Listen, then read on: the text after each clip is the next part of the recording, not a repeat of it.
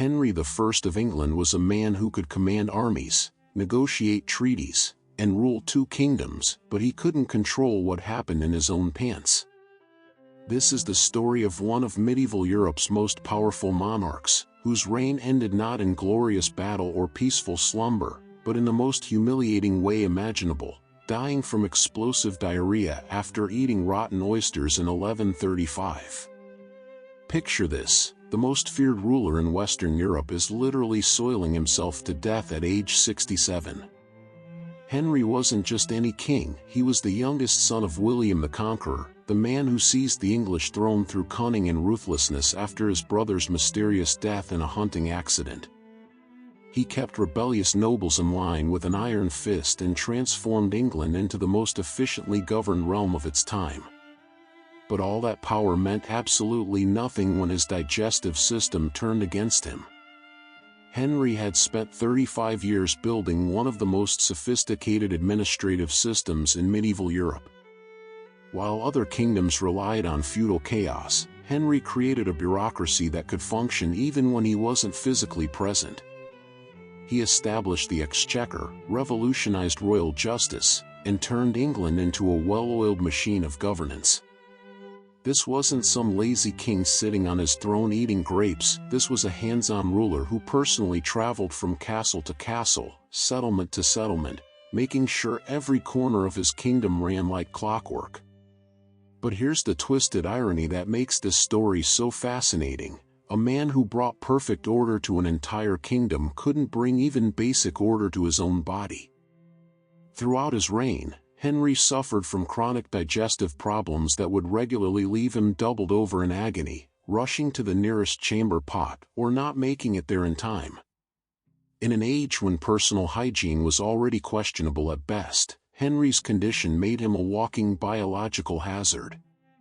Imagine being a courtier, trying to maintain your dignity and political standing while your king is literally having accidents in the middle of crucial negotiations with foreign ambassadors. Picture the scene: Henry is in the middle of signing an important treaty, and suddenly he has to excuse himself urgently, leaving everyone to pretend they don't know exactly what's happening. The smell would linger in the room long after he returned, but medieval etiquette demanded that no one acknowledge the elephant, or rather, the stench, in the room. The medieval world was already a cesspool of disease and filth, but Henry's digestive issues turned his court into something even more nightmarish than usual. Servants had to constantly clean up after him, nobles had to pretend they couldn't smell what was happening, and Henry himself had to maintain royal dignity while his body betrayed him on a daily basis. This was the brutal reality of medieval kingship: all the power in the world couldn't protect you from your own biology running wild.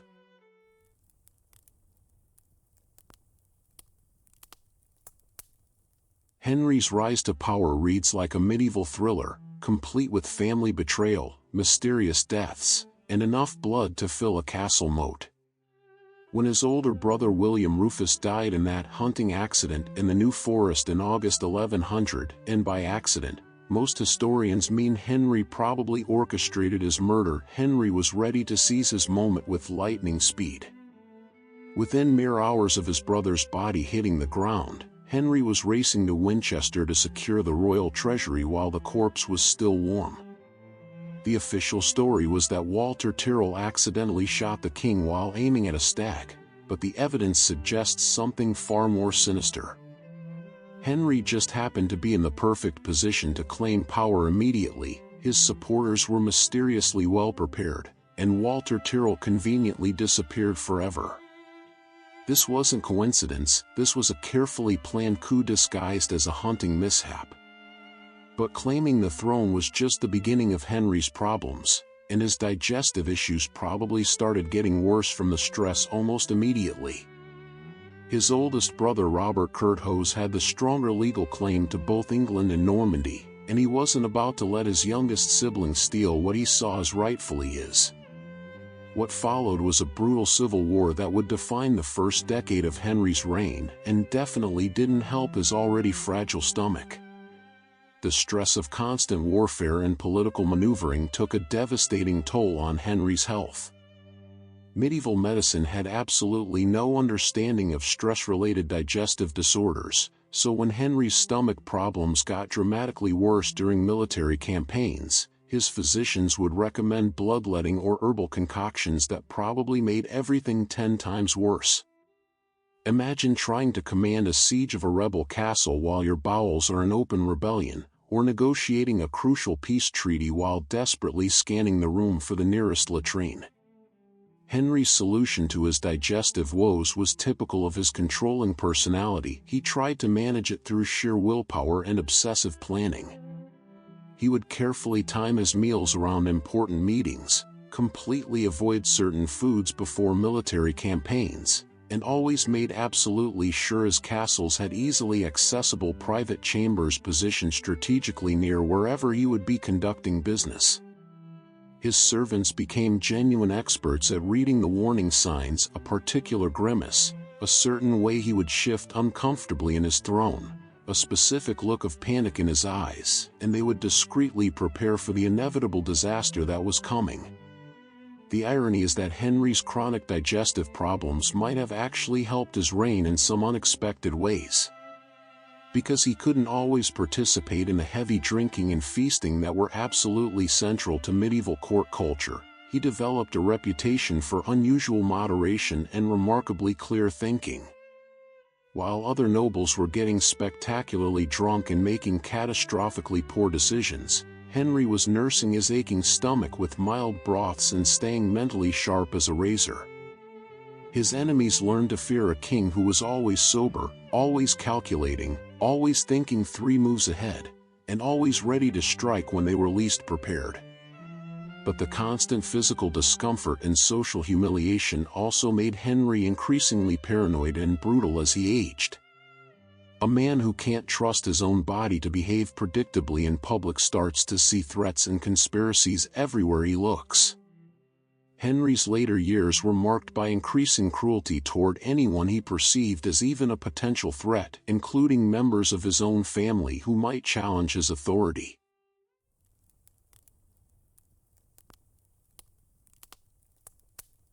To truly understand how Henry's final illness unfolded into such a nightmare, you need to grasp just how absolutely disgusting medieval life was, even for the most powerful kings.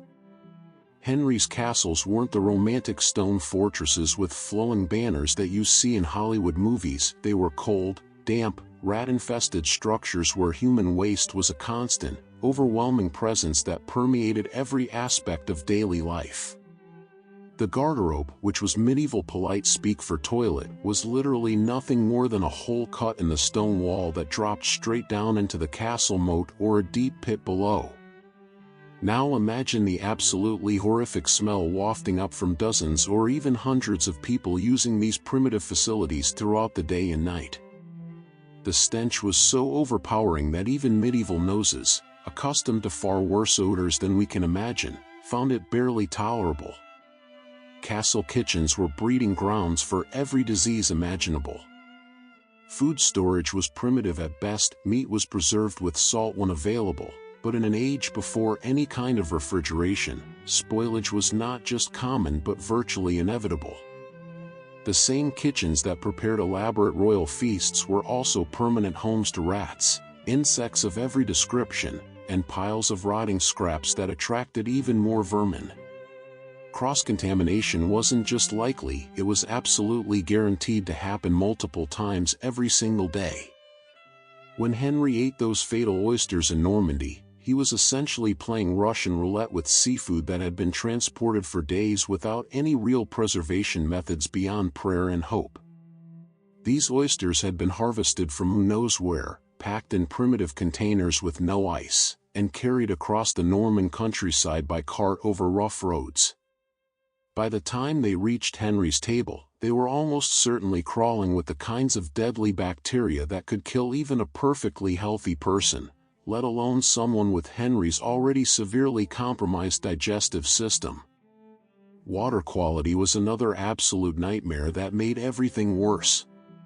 Even royal households often had to rely on wells that were directly contaminated by nearby latrines, or rivers that served double duty as both water sources and open sewage systems for entire communities. Beer and wine weren't just social drinks in medieval times, they were often literally safer to consume than water because the brewing and fermentation process killed at least some of the dangerous bacteria floating around. Personal hygiene in Henry's time was a complete joke by any modern standard. Even the wealthiest, most powerful people rarely bathed more than once a month, and soap was an expensive luxury item that most people never saw. Clothing was worn continuously until it literally fell apart from rot and wear, and undergarments were virtually unknown to most of the population. When Henry had one of his serious digestive episodes, cleanup was a major ordeal involving teams of servants, buckets of cold water that had to be hauled from contaminated sources, and whatever rough cloths were available. The smell would linger in his chambers for days afterward, no matter how much cleaning was attempted. The medical understanding of Henry's time made his condition exponentially worse than it needed to be. Physicians believed that illness was caused by an imbalance of the four humors: blood, phlegm, yellow bile, and black bile. Their standard treatments for digestive problems included aggressive bloodletting to balance these humors, purging with toxic herbs that were often more dangerous than the original illness, and forcing patients to vomit repeatedly, basically everything perfectly designed to make severe diarrhea dramatically worse and potentially fatal.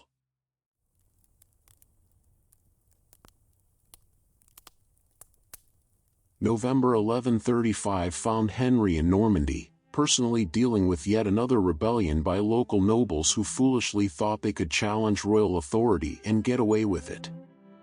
At 67 years old, ancient by medieval standards, Henry should have been taking things easy and delegating more responsibility to younger men. But he was still the same obsessively hands-on ruler who insisted on personally handling every crisis, no matter how minor, because he trusted absolutely no one else to do the job properly.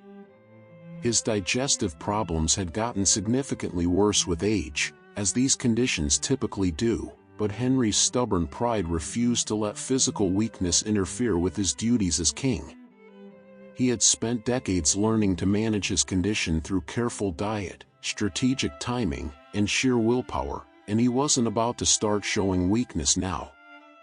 This stubborn refusal to acknowledge his limitations would quite literally kill him. The fatal meal took place at a hunting lodge near Rouen, where Henry was staying while dealing with the latest Norman rebellion. He had been explicitly warned by his personal physician, a man who had been treating Henry's digestive issues for years, to avoid rich foods, especially seafood, which had caused him problems many times before. But Henry had always been a man who took exactly what he wanted when he wanted it, and no doctor was going to tell the king what he could or couldn't eat. When a servant presented him with an elaborate platter of what were supposed to be fresh oysters, or what passed for fresh in an age without any refrigeration technology, Henry decided to indulge despite some obvious warning signs that should have made him suspicious. Medieval oysters were considered a luxury food that demonstrated wealth and status, but they were also incredibly dangerous. Without modern preservation methods, shellfish spoiled quickly and became perfect breeding grounds for the kinds of deadly bacteria that could kill within days. The oysters served to Henry had probably been harvested several days earlier from Norman coastal waters and then transported across the countryside in primitive wooden containers. By the time they reached his table, they were likely already crawling with dangerous bacteria, but the medieval understanding of food safety was essentially non-existent.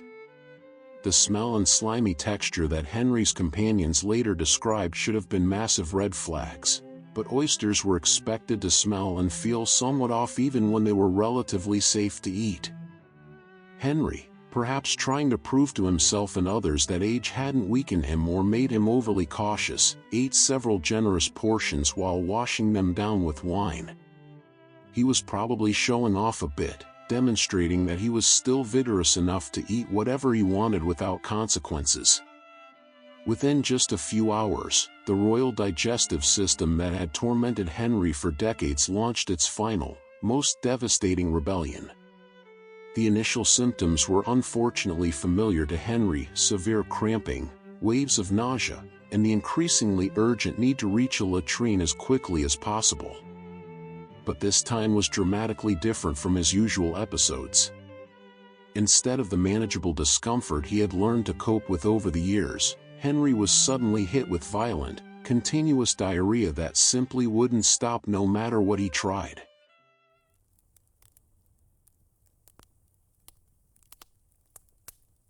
Henry's final week alive was a horrifying masterclass in how medieval medicine could transform a bad situation into an absolutely fatal one. As the king lay writhing in uncontrollable agony, his team of physicians tried every single treatment in their extremely limited arsenal. They bled him extensively to balance his humors, which only made him weaker and more dehydrated. They forced him to drink bitter herbal concoctions that made his already severe diarrhea even worse. They applied scalding hot poultices directly to his cramping stomach, probably introducing even more dangerous bacteria to his already fatally compromised system. The stench in Henry's sick room became so unbearable that even medieval noses, accustomed to truly horrific smells, couldn't tolerate it. Despite the servants' absolutely heroic efforts to constantly clean up after him, the king was essentially drowning in his own waste. Medieval laundry techniques, primitive as they were, simply couldn't keep up with the overwhelming volume of soiled bedding, clothing, and chamber pots that needed cleaning around the clock. The once mighty ruler who had commanded genuine respect and fear from emperors and popes was reduced to a helpless invalid who couldn't control even the most basic bodily functions. He had become exactly what he had always feared most: weak, vulnerable, and completely dependent on others for his most basic needs. The psychological torment was probably almost as devastating as the physical agony. Word of Henry's unprecedented condition spread quickly through the Norman court, but absolutely no one knew how to handle the shocking situation of a king literally dying from explosive diarrhea. Nobles who had fought courageously beside Henry in countless bloody battles found themselves completely unable to even enter his chamber because the smell was so overpowering. The same courtiers who had spent decades flattering and scheming around him were suddenly forced to confront the brutal reality of human mortality stripped of every shred of dignity. Henry's feverish delirium in his final days revealed the terrible psychological toll that a lifetime of digestive problems and social humiliation had taken on his mind. He rambled incoherently about enemies secretly poisoning his food, about elaborate conspiracies designed to make him appear weak and vulnerable to his rivals. In his fevered, dying state, he confused past military victories with his current biological battle, calling out detailed orders to long-dead soldiers while his body continued its relentless, unstoppable revolt against him. The political implications of Henry's utterly undignified death were immediate and absolutely devastating for the stability of his kingdom. Medieval kingship depended entirely on the perception of divine favor and physical strength as signs of God's approval. A king who died covered in his own filth sent an unmistakable message that God had completely abandoned him and, by extension, had withdrawn divine support from his entire kingdom and dynasty. When Henry finally died on December 1, 1135, it actually took several hours for anyone to be completely certain he was really gone. His body had been so thoroughly ravaged by severe dehydration and systemic infection that the line between unconsciousness and actual death was virtually impossible to determine. The great king who had once struck genuine terror into the hearts of his enemies died not with a sword in his hand or inspiring final words on his lips, but covered head to toe in his own excrement, abandoned by almost everyone who had once claimed to serve him faithfully. The aftermath of Henry's death was almost as undignified as the death itself had been. His corpse had to be extensively cleaned and carefully prepared for burial, a nauseating process that took several days and required teams of servants working in shifts because no one could tolerate the smell for very long. The professional embalmers struggled with a body that had been so severely damaged by dehydration and infection that it barely resembled the powerful, intimidating king who had successfully ruled England and Normandy for 35 years. The civil war that immediately erupted after Henry's death, known to history as the Anarchy, wasn't just about competing claims to succession. It was fundamentally about restoring dignity and divine legitimacy to a throne that had been literally soiled by its previous occupant. Henry I had proven that even the mightiest ruler is ultimately just human, and sometimes, being human means dying in the most humiliating way imaginable, brought down not by enemy armies or political conspiracies, but by something as mundane and disgusting as rotten seafood and uncontrollable diarrhea.